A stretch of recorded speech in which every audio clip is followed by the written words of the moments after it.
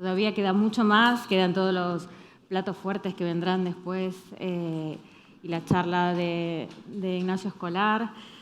Pero ahora estamos acá para hablar de... Bueno, ya hemos hablado de que hacemos cosas muy interesantes, de que sabemos hacer periodismo, de que hemos aprendido a enfrentar los desafíos de crecer como medios. Ahora, la idea era hablar de otras formas de ganar dinero, ¿no? La televisión, los eventos, los podcasts, los servicios para empresas, las fundaciones, o sea, buscar otras formas de hacer periodismo y ganar dinero y ser sostenibles y poder sostener nuestros proyectos. Para eso, pues estamos aquí, no les voy a decir en orden porque se me han sentado así un poco locamente, pero está Tony Garrido, que es periodista, productor y fundador de Animal Media, que es este de ahí. Saluden al público. Leonardo Calderón es gerente general de GK, Ecuador. Martín Rodríguez Pellecer, fundador y editor jefe de Nómada, Guatemala. Ana Tudelas, cofundadora de Datadista, de España. Federico Joanon, ¿se dice así? Director ejecutivo del Mostrador, de Chile. Y yo soy Natalia Quintaroli, soy jefa de información del diario.es y redactora jefa de Sociedad. Cuando decía, recién para introducir, nuevas formas de contar las cosas, ¿no? Buscar nuevas formas, nuevos formatos, nuevas formas de contar lo que queremos contar como periodistas. En el librito este súper interesante que les recomiendo que lean porque cuenta muchas cosas, hablaba del caso de éxito del podcast diario del New York Times.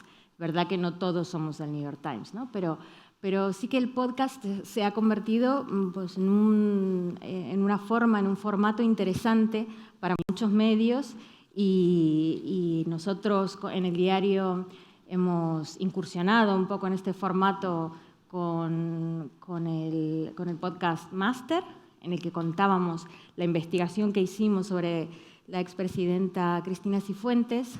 Y tenemos aquí a uno de los factotums de ese fantástico podcast. Y quería que nos contaras un poco, Tony, cómo vos llevabas mucho tiempo trabajando en radio, también habías hecho cosas en televisión y tal. ¿En qué momento de repente se te ocurre que esto es la bomba y va a funcionar y le apostás al proyecto de los podcasts? El hambre es la respuesta. En primer lugar, gracias. Es un placer compartir mesa con vosotros con la idea de ver si aprendo algo.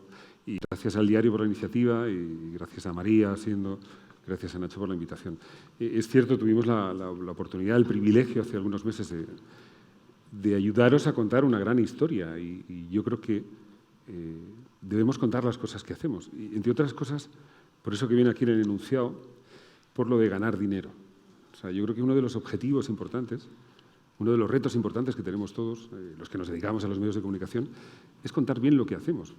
Probablemente sería mucho más fácil que la gente lo valorara de una forma mucho más intensa, que lo apreciara más, y no hablo solamente de un aprecio emocional, sino también en términos económicos. A mí, no me extiendo, voy a ser muy breve, ya me extenderé después. Es que ahora no tengo programa en la radio, entonces necesito entornos. Es la costumbre. Y nunca hemos tenido, o sea, nosotros desde que nos dedicamos al periodismo siempre nos hablaron de los buenos tiempos del periodismo, pero nunca llegaron, nunca disfrutamos de ellos, ¿no? Y a mí siempre me gusta contar la historia me contaban en el pueblo de mi padre, en Orellana la Vieja, es un pueblo de Badajoz, que había uno en el pueblo que intentó, esto, Ana, es muy importante que lo sepas, intentó enseñar a su burro a no comer. O sea, el tipo pretendía que su burro no comiera. Dice, pues va a trabajar igual, no lo dio comer, eso que me ahorro. Y cuando casi tenía acostumbrado al burro a no comer, el burro se murió. Yo creo que es el mejor ejemplo de lo que le ha pasado al periodismo en este país. Es decir, hubo gente que pensó que el periodismo se hacía con un señor, un boli, una libreta, que da igual, tú rellena, simplemente vamos a tratar de rellenar columnas y vamos a tratar de hacer fotos muy grandes, muy llamativas. Y no es verdad, yo creo que hay que cuidarlo. Y contestando, y termino a tu pregunta, para nosotros fue un privilegio, compañeros. Yo me volví muy fan, yo era muy fan del diario y lo digo con todas las consecuencias, me volví muy fan del diario conociendo profundamente cómo trabajasteis. ¿Qué es lo que hicisteis? ¿Cuál fue la reacción? ¿Cómo el equipo de esa redacción... Esa parte que no se ve, ¿no? De lo que Yo me hacemos. volví muy fan, aparte de socio, si no lo son ustedes, por favor, háganse socios. Me parece muy importante contar... No le pagamos, lo que, además de verdad, es otra verdad como un templo. Quizá no es el momento de reivindicar. Pero lo cierto es que hay que contarlo. Entendiendo qué pasó en esa historia, se da mucho más valor al trabajo que hacen los periodistas en este país. ¿Y cómo se te ocurre que esto puede ser, y este proyecto que surge o que impulsás, puede convertirse en una manera de verdad sostenible de hacer periodismo y de cobrar por ese periodismo, que es un poco lo que hablábamos? Bueno, yo creo que son historias que tienen otra narrativa, tienen otra naturaleza distinta. Yo creo que hay un periodismo contrastado y legítimo que vive en el día a día y vive en la urgencia, en la necesidad cada vez más extrema de entender bien lo que está ocurriendo.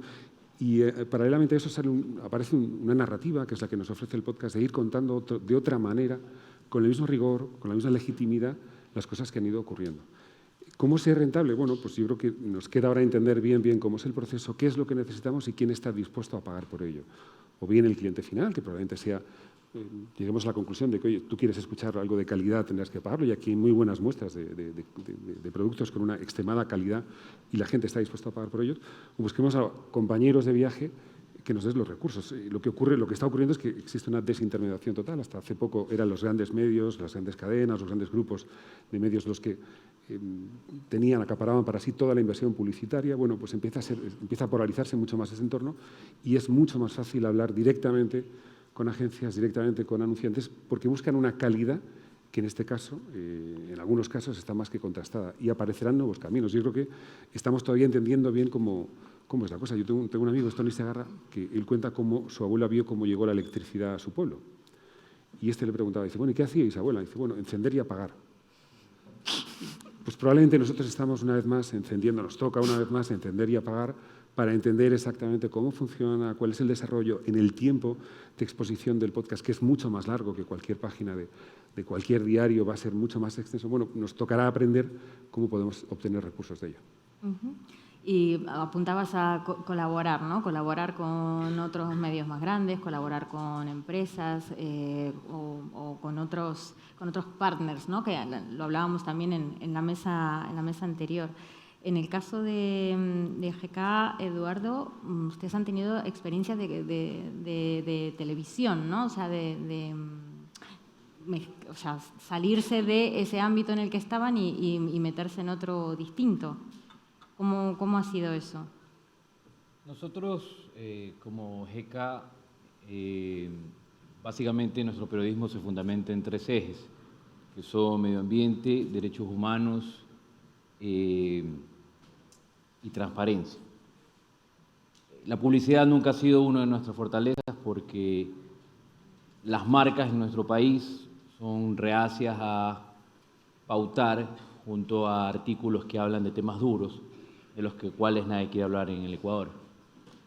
Esto nos ha llevado a diversificar nuestro negocio y una de las primeras cosas que hicimos fue convertirnos paralelamente de medio digital en una agencia digital.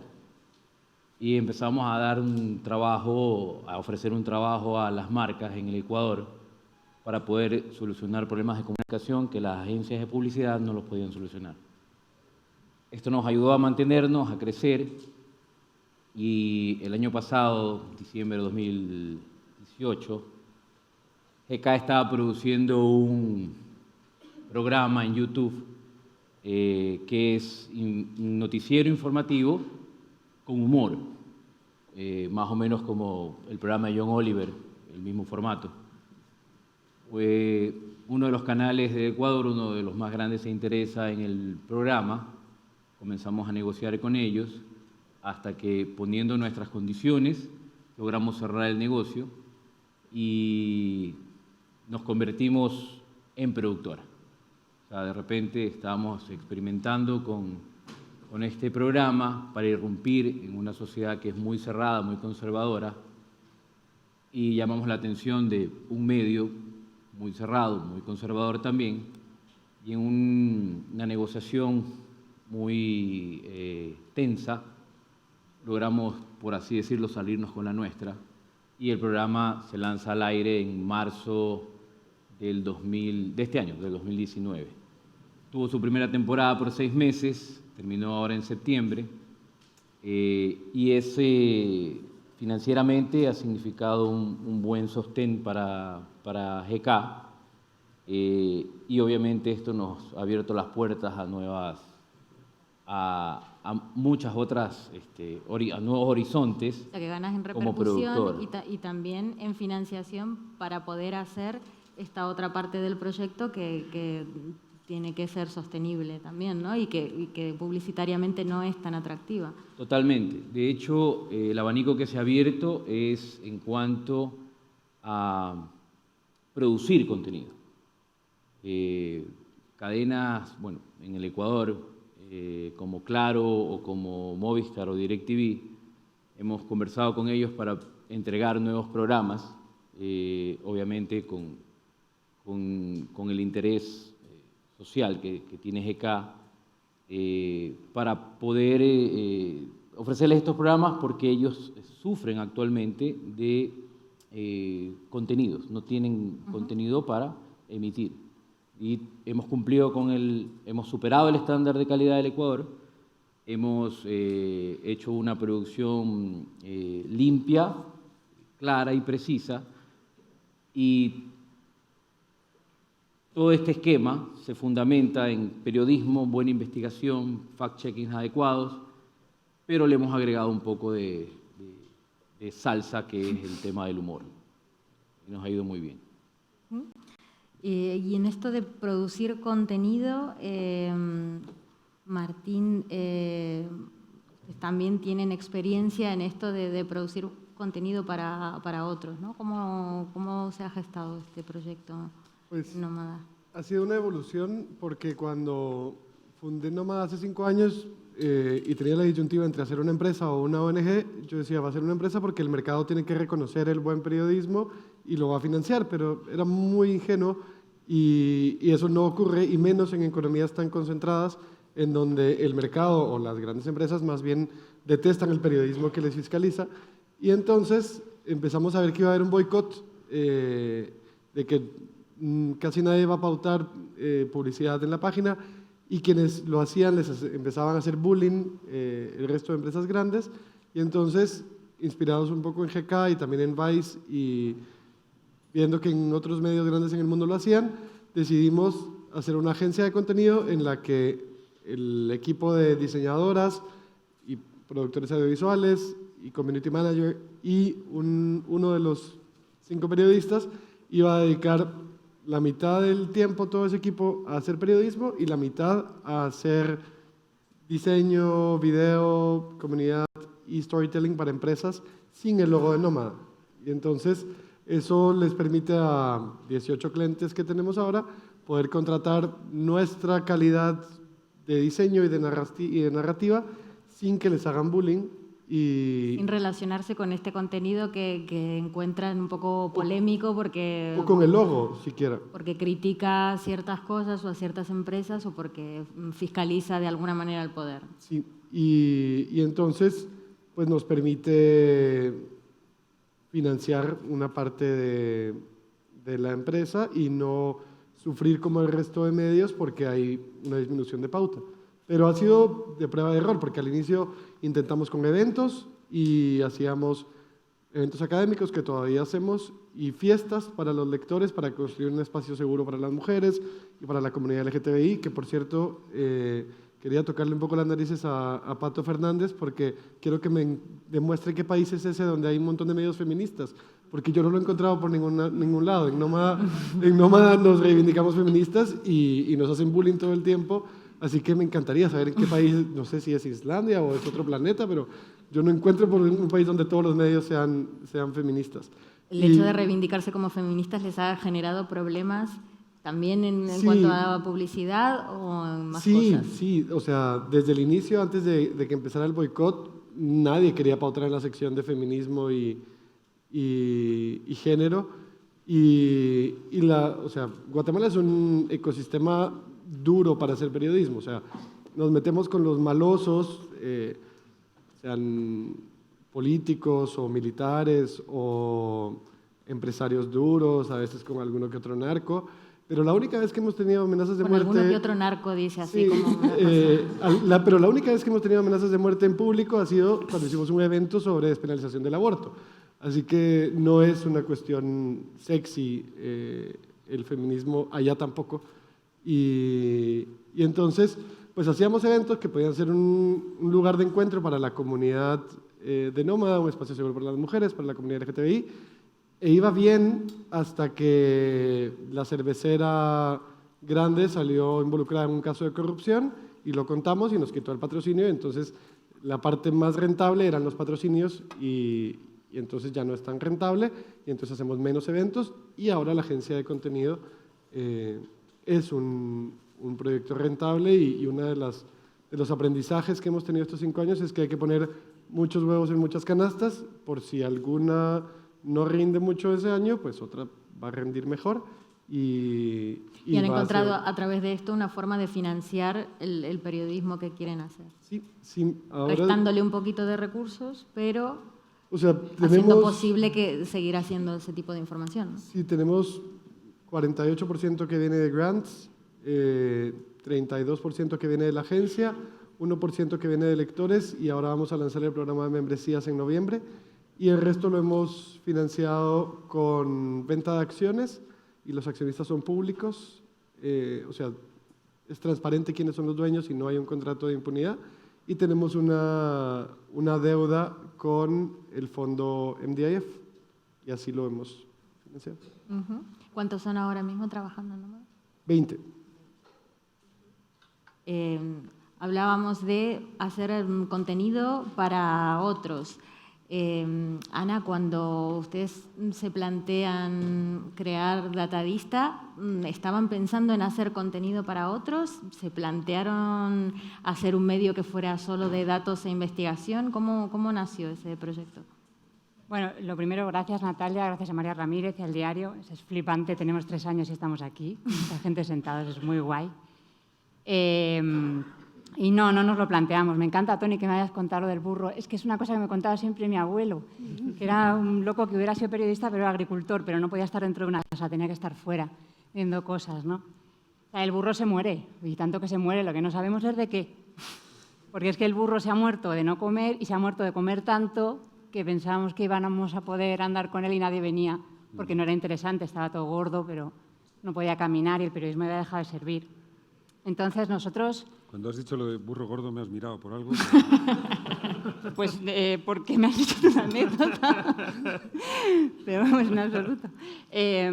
Nosotros cuando nacimos no teníamos en la cabeza ninguna idea concreta. Nos lo inventábamos como todo el mundo cuando empezamos. Aquí nos hacían entrevistas porque somos muy viejos, mi socio Antonio Delgado y yo, y llevábamos un tiempo ya en medios grandes. ¿Qué vais a hacer? ¿Qué vais a hacer vosotros? El de los Porque datos. venías de trabajar en medios grandes, Claro, entonces como nos importantes. conocían era como a ver qué van a hacer, ¿no? Y claro, nosotros nos inventábamos que cuando consiguiéramos masa crítica, entonces ya veríamos de dónde venía el modelo de negocio y tal. No teníamos ni idea. Teníamos unos ahorros por la vida profesional que habíamos llevado y era ver lo que aguanta esto, ¿no? Entonces, para alimentar al burro, lo primero, bueno, y lo voy a hacer porque hay una cosa cuando montas un medio que tienes que hacer constantemente, que no aprendes cuando trabajas para otros, y es hacer promoción todo el día de tu trabajo. Esto es un librazo que se vende en datadista.com, que se llama Playa Burbuja. Esto es lo que hay que hacer constantemente. Nosotros lo que hicimos fue esto, es la cosa más loca que he hecho en mi vida. Cogimos una moto, nos fuimos a recorrer todo el litoral mediterráneo peninsular y a investigar a todos los malos del ladrillo. O sea, como íbamos a cuerpo en la moto, íbamos como medio. No teníamos ni un seguro de responsabilidad civil, ni sabíamos lo que era eso. Y nos la jugamos, pero bien. Y a raíz de eso, sin tener modelo de negocio, empezamos a sacar en la web capítulos de Playa Burbuja y empieza a llamarnos organizaciones. Esto es alucinante. O sea, tú cuando estás en un medio, lo primero que se cuestiona para que el dinero no dé problemas es el periodismo. Y cuando de repente lo haces por tu cuenta, las organizaciones quieren periodismo para que sea creíble su mensaje. O sea, fue flipante. De repente nos llama Greenpeace porque quiere que el datadista le haga todo el análisis de datos y la investigación que hay detrás de la campaña Armas bajo control. Nunca hemos hecho una labor comercial. Si es que no sabemos, bueno, sabéis sacar el libro para que lo compréis, pero no sabemos muchas veces vender lo bueno que es nuestro trabajo o lo que vale el periodismo. Y así empezó. Hemos trabajado para Televisión Española haciendo el análisis de datos del especial Los datos hablan. Estamos trabajando con otras elecciones, ¿no? O sea, fue que generó mucha repercusión también. Y resulta que no nos tocan una coma. Todo lo que nos han manoseado el trabajo en medios que se dedican al periodismo, de los que muchos periodistas hemos aprendido esa frase de lo tuyo es del nombre para abajo, porque luego con el titular hacían lo que querían. No ocurre aquí, porque ellos ponen el nombre de datadista y eso indica que es una marca que los datos que vas a dar ahí son buenos, son de calidad, con lo cual no pueden tocar ese trabajo. Y de repente estamos viviendo de haber puesto en valor el trabajo periodístico. Bueno, vivimos de eso, vivimos de las ventas del libro, que estamos muy contentos. Y las que vas a tener después de hoy. Una pata recurrente de ingresos, haber hecho una investigación de este tipo de 2 años.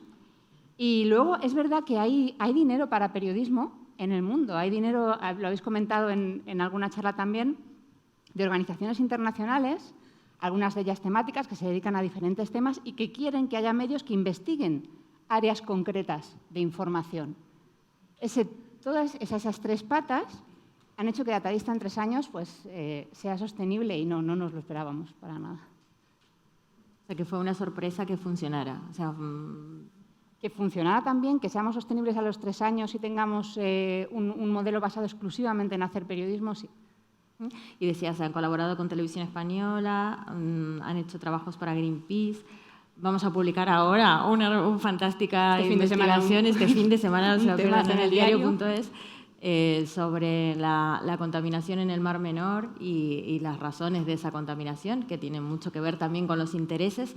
Y me llamaba la atención que vos decías, había tenido problemas con intereses, pero no aquí. Como medio pequeño, ¿esto te blinda de alguna manera? Es un poco raro, ¿no? Que no sientas esa presión. Quizás porque los que te van a buscar son específicamente quienes se interesan en ese trabajo y no tenés que pelear por hacerte un hueco en un medio más grande y plantear esos temas que a veces pueden ser un poco incómodos. A ver, la presión la sientes, pero la sientes de donde tiene que venir.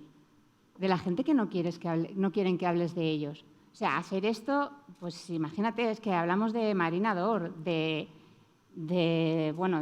la vida, digamos, del enjambre de caciques que lleva décadas gobernando desde el franquismo y antes en Carboneras, que de repente se convierten al socialismo porque es quien gobierna en Andalucía. O sea, presiones, por supuesto, pero vienen de donde tienen que venir. Y correos de me estáis equivocados, va a tener consecuencias si publicáis así porque no estáis entendiendo la información.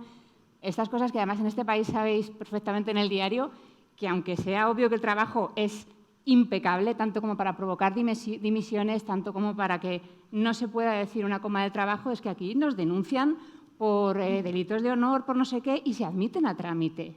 Entonces, ese tipo de cosas, claro que le sufrimos esas presiones, somos muy pequeños. O sea, dentro de 3 años más contaré con mucha más épica esto, pero vamos, ríete de los garajes de Silicon Valley. Esto nace en un sitio muy pequeño y con 4 manos y una moto.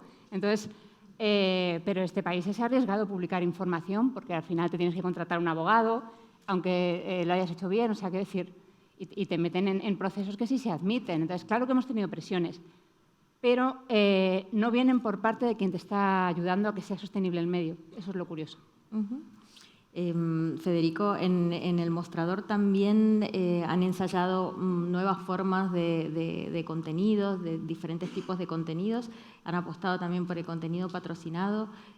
¿Cómo es esa experiencia de hacer contenido periodístico para empresas? Bueno, primero, gracias por la invitación. Gracias a todos por estar acá. Mira, nosotros en el mostrador, que ya somos bastante viejos, grande, dicen los argentinos. Es más bonito que viejo. Suena mejor, por lo menos. Nosotros ya estamos cumpliendo 20 años y nacimos digitales. Entonces en Chile somos los decanos nativos digitales y entiendo que en Latinoamérica somos el segundo más antiguo después del Faro, que está por acá el Faro. Entonces, ¿por qué comento esto? Porque hemos hecho de todo. En 20 años, en la medida que no se pierda la posibilidad y la esencia del negocio, que es hacer periodismo independiente, pluralista, que fiscalice el poder, uno puede hacer muchas cosas. Sí, teniendo claro cuál es lo esencial, puede hacer cosas. Y además porque en 20 años han pasado muchas cosas. Cuando nosotros partimos, siempre nos decían, aguanten, los asesores, ¿no? La gente que estaba mirando para adelante, aguanten porque la publicidad va a llegar a lo digital. Sí, no, sí, yo decía, sí. Yo encabezó el grupo que puso dinero, digamos, el grupo editorial.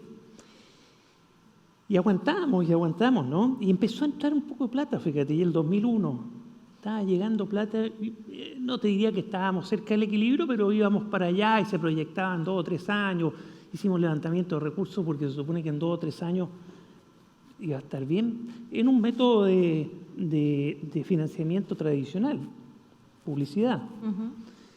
Pero justo vino octubre del 2001 y después cayó el Nasdaq, la burbuja digital, la burbuja de los .com que le llamaron, se reventó, se acabó la publicidad de un día para otro y ahí tuvimos que, sobre la marcha, porque lo que más tenemos es vocación de vida y no nos vamos a morir, tenemos vocación de medio y de aportar, porque el periodismo en el fondo es un servicio público y así hay que entenderlo, un aporte cívico. Entonces ahí nos reinventamos y fuimos de los primeros medios que hicieron un sistema de pago, paralelo con El País de España en esa época, que fue más o menos en esa época. Y después, bueno, todos volvimos a abrir, años después, volvimos a abrir los sitios. Ensayo y error. Han pasado muchas cosas, hemos editado libros. Tenemos asociación con una radio independiente en Chile y hacemos programas de radio para estar en el mundo offline también, porque somos muy fuertes online, somos líderes online, pero es bueno tener una patita en lo offline.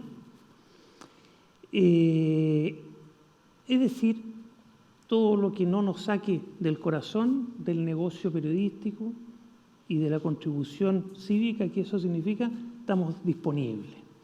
Y con esa introducción te cuento, nosotros hacemos contenido patrocinado, sí, pero con una coherencia editorial. ¿En qué sentido? Contenido patrocinado, todos sabemos que tiene que tener coherencia editorial para que sea contenido patrocinado y no sea un public reportaje, ¿no? Es decir, tiene que haber coherencia, pero para que haya coherencia le hicimos algunas adaptaciones al proyecto editorial. Nosotros somos muy fuertes en política, en negocios, en fiscalizar el mundo de la política, fiscalizar el mundo de los negocios, las buenas prácticas en los negocios. Bueno, porque ahí está el poder, ¿no?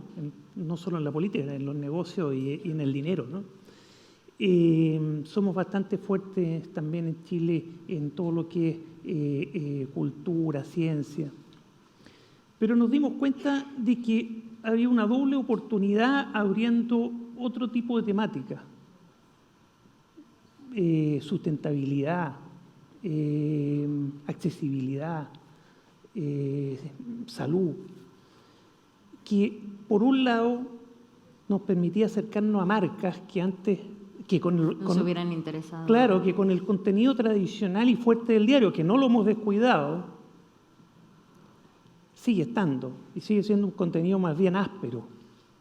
Hemos complementado con contenido más blando, por decirlo de una forma, que es contenido de calidad, pero más amable, menos áspero, que le importa mucho y es decir, no solo nos acerca a lo publicitario, que nos acerca a la posibilidad de que marcas importantes o pidan contenido patrocinado o auspicien la sección, o auspicien programas de televisión vinculados con esos temas. No necesariamente, es decir, hay mucho branding. Uh-huh. Pero además, pero para terminarte la idea, pero además tiene una gracia, que nos acercó a los públicos jóvenes.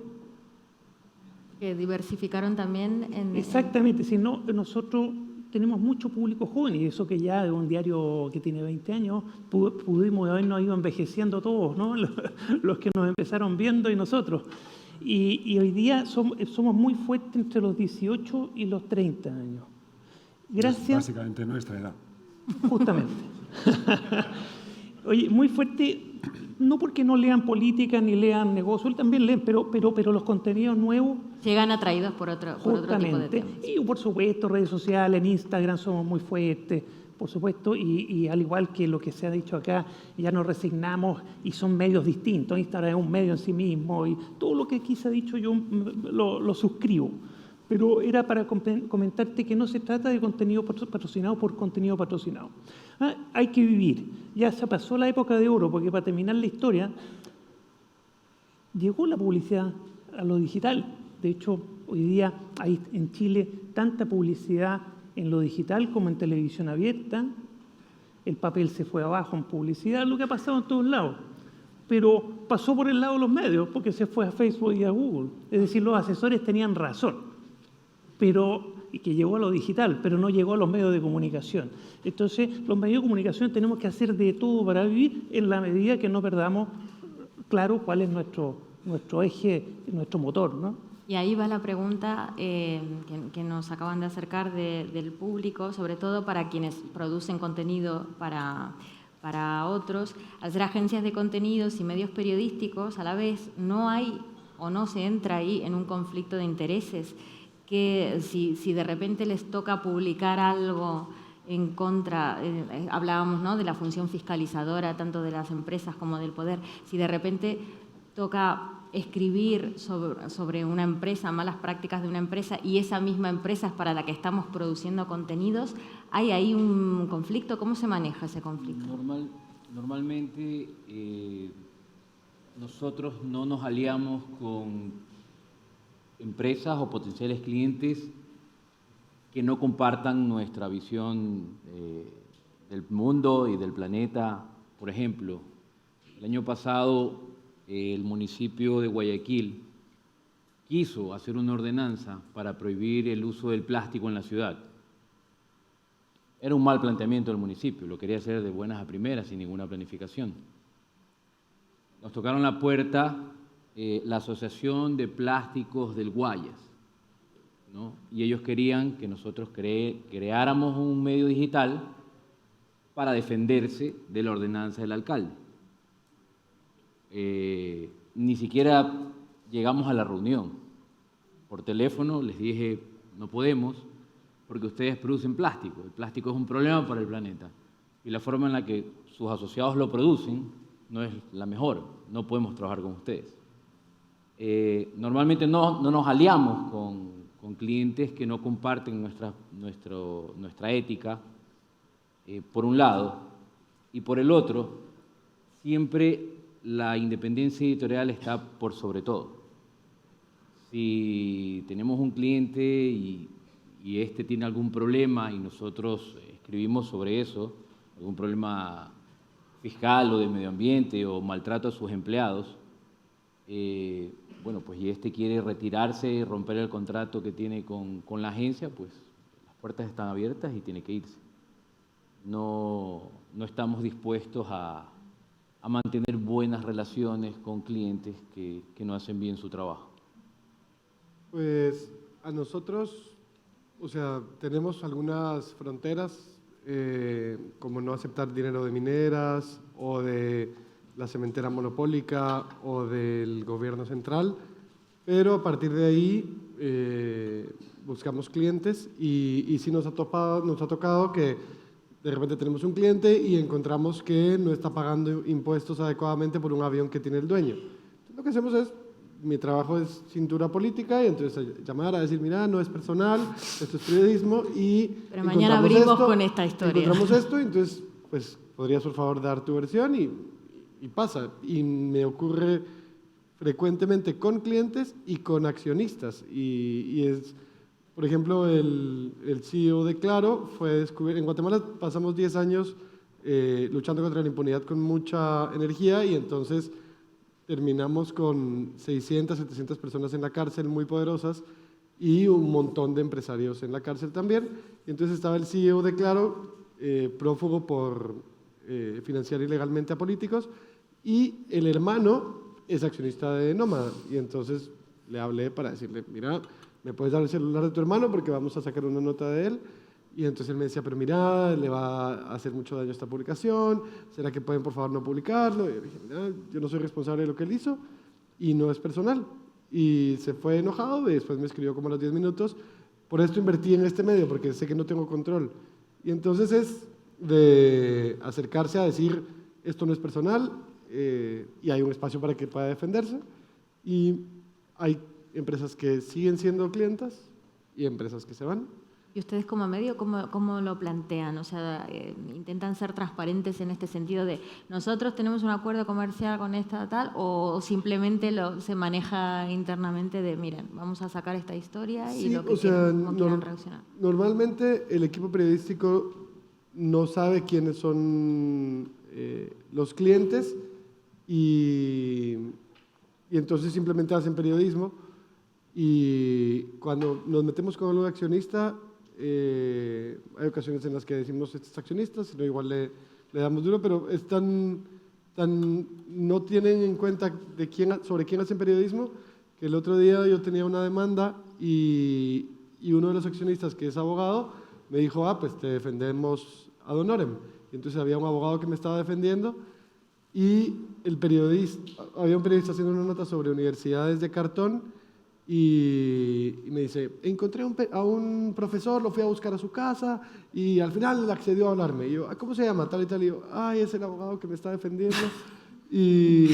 Caramba. Y no pasó nada. O sea, lo publicamos, le dimos un pequeño trancazo, el señor no se enojó y me siguió defendiendo. ¿Sí? Pero te generaba confianza después de eso, no sé.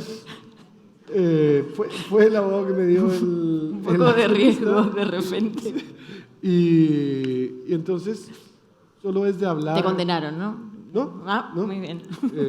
Y solo es de hablar con las personas y explicar que este es el proceso periodístico, que además nadie tiene por qué nacer sabiendo cómo es el proceso periodístico. Eso también es verdad, ¿no? O sea, explicarle a la gente, a las empresas cómo hacemos nuestro trabajo, cómo lo comprobamos, cómo tal y cómo lo construimos. Cómo nos metemos con amigos, con familiares. Yo quería acotar algo con referencia a lo que dice Martín y me estaba olvidando de esto. Cuando nosotros arrancamos con esta idea de convertirnos en generadores de contenido digital para marcas, en ese momento éramos tan pocos y una estructura tan pequeña que, por así decirlo, sobraba tiempo. Entonces comenzamos a trabajar. Después de un año, básicamente GK se dividió en GK internamente, GK y GK Studio. Y GK Studio empezó a trabajar solamente con un diseñador, un redactor creativo y yo a la cabeza, solamente los temas comerciales. Mientras que el lado periodístico de GK se mantuvo como lado periodístico, nada más, no tiene nada que ver el uno con el otro.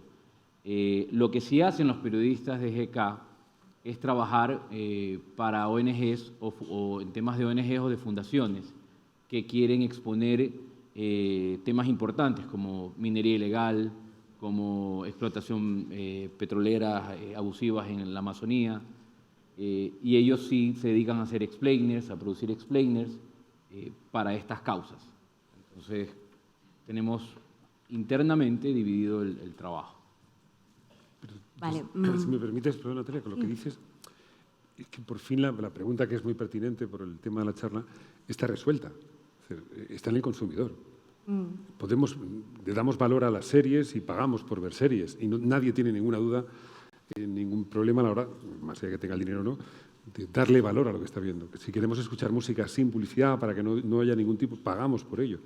Yo creo que es hora de empezar a trasladar la idea a la gente de que usted no quiere tener ninguna duda que haya ningún interés espurio a la hora de contar una historia, pague por ella. Y yo creo una vez más que tenemos que poner en valor, reivindicar el trabajo del periodista y del periodismo bien hecho, y eso ya se hace. Es decir, ojalá que no tuviéramos, que esta charla no fuese sobre cómo ganar dinero. Nadie se plantearía decir, si usted va a poner una panadería, lo más importante que tiene que hacer es vender pan. que sea bueno el pan. Nosotros vivimos en una profesión, la nuestra y otras, que están en constante cambio, donde al final el pan es importante, pero hay que hacer pan, hay que hacer una exposición sobre el pan, hay que hacer cursos sobre cómo hacer pan. Es decir, estamos rodeando la profesión de otros entornos. Pues yo hago en primera persona, yo paso el mocho, escribo el guión, te hago la... Porque mira, nos justo vemos eso obligados... te iba a preguntar, porque era una de las preguntas del público. Nos dicen, para lograr diversificar las vías de financiación, ¿qué perfiles son imprescindibles incorporar en los equipos? Especialmente si solo sabemos escribir y hacer periodismo, pero no sabemos vender o pasar el mocho. O sea, quiero decir, al final, sobre todo en los proyectos pequeños, nos convertimos un poco en multifunción. O sea, no solamente en hacer nuestro trabajo como periodistas, sino intentar buscar esa viabilidad, que era un poco lo que vos reivindicabas, ¿no? De al final esto tiene un valor, pero somos nosotros los que tenemos que encargarnos de poner en valor eso, al final, ¿no? Es que si no, yo lo que recomiendo, como un medio súper pequeño, es que si no sabes pasar el mocho, seguro que hay un tutorial en Internet que te enseña a pasar el mocho. Y esto, lo digo, o sea, tenemos hermanos al otro lado del charco maravillosos porque la generosidad de algunos países, y pongo por ejemplo Chile, es inmensa, hay tutoriales de todo. También está la gente de Singapur, pero es que la entiendo menos. Entonces, y puedes aprender de todo. Entonces, lo primero, aprende tú, tienes que estar dispuesto a aprender. Pues mira, es que en Natalista hemos aprendido a hacer After Effects, un montón de cosas con tutoriales de madrugada. Pero es que hay que ahorrar. Es que hemos visto millones de euros pasar en años de crisis de medios creados de cero que ya han cerrado. Millones de euros, ¿eh? Porque ¿qué era lo que pagaban lo primero? La planta noble. Estamos locos. Entonces, hay que buscar perfiles, por supuesto. Perfiles especializados en cosas nuevas, en redes, en visualización, en periodismo, periodistas, pagar plantilla. Pero ¿qué se paga en este país? ¿Por qué caen los medios? Déjeme decir, lo diré yo, Ana, cómprense el libro. Gracias. Si quieren que esto sea... Oye, yo quería muy brevemente mencionar un par de puntos respecto a la independencia, que era la pregunta anterior. En España ese tema... Es que en todos lados es el tema del periodismo, ¿no? Entonces hay varios... Allá tú. O sea. Oye, hay varias recetas que, bueno, uno las va aprendiendo y las puede mencionar a quien le sirva, ¿no? En primer lado, uno cuando hace periodismo y no tiene un financiamiento asegurado y tiene que vivir de las marcas, o en parte importante por lo menos, tiene que entender que tiene que renunciar a ciertas marcas a veces, es decir, hay límite, y eso es un día a día, caso a caso. El periodismo es caso a caso y un día a día en todo, pero muy especialmente. Lo segundo, lo que te afecta a la independencia muchas veces, más que nada, es la falta de recursos. Entonces, hay que tener números rojos, que le llamamos nosotros, aquí parece que no le dicen rojo, pero sí, números deficitarios, eso es muy malo para la independencia periodística. Lo otro que es muy te ponen malo, en una situación de vulnerabilidad. Lo otro que es muy malo para la independencia periodística, que tiene que ver con lo que tú preguntaste, es tener un avisador muy importante. El ideal es tener muchos avisadores y ninguno muy importante, cosa que cuando te castigan por sacar una nota que no les gusta, no tiemble el medio. Es decir, hay recetas. Lo otro bueno, una de las claves de la independencia que remarcaba, luego seguro que Ignacio Escolar lo volverá a hacer hincapié en eso, es que nuestro modelo de negocio, buena parte de los ingresos vienen de los socios. Eso hace, eso es muy virtuoso, claro, pero eso como hace estamos hablando de la si un anunciante te quita la publicidad porque se enfada, porque publicas algo que no le gusta, pues no te genera una situación de que no puedas pagar las nóminas al final del mes, ¿no? Lo más virtuoso que puede haber es que te financie la gente que te lee, tu audiencia. Pero como estamos hablando de la publicidad, estoy dando recetas de publicidad, ¿no? Y lo otro es aguantar en el tiempo, porque a medida que pasan los años, lo dijo el muchacho del Faro, nosotros tenemos 20 años, somos líderes de la industria ya digital, entonces ya te respetan más. Al principio te respetan poco y te quitan la publicidad muy fácil.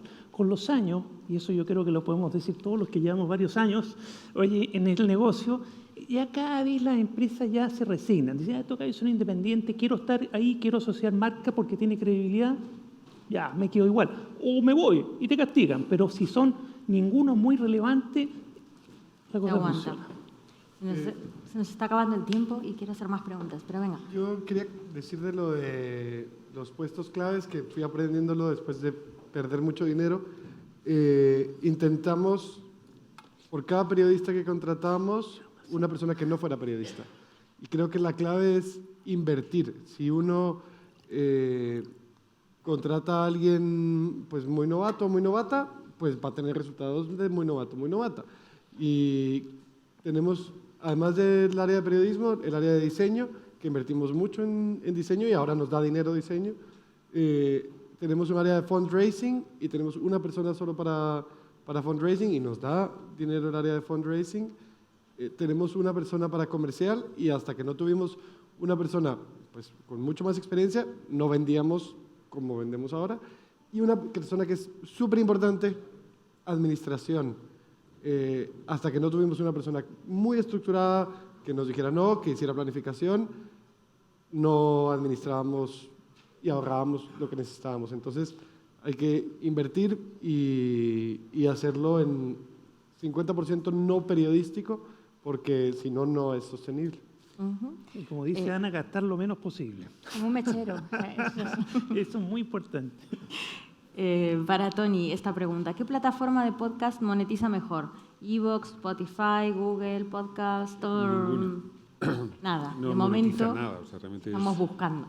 No, yo creo que todavía el podcasting no ha dado... Todavía no está en un momento donde el propio formato se haya legitimado como tal, de forma que no hay ninguna plataforma que realmente te dé más allá de una cantidad irrisoria.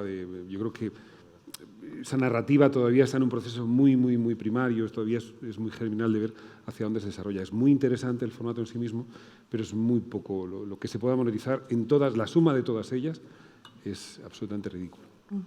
Y relacionado con esto, decías las plataformas, nos preguntan, ¿se han planteado en algún momento hacer algún proyecto con plataformas de vídeo bajo demanda, como Netflix, HBO, digo, los que producen contenidos de vídeo?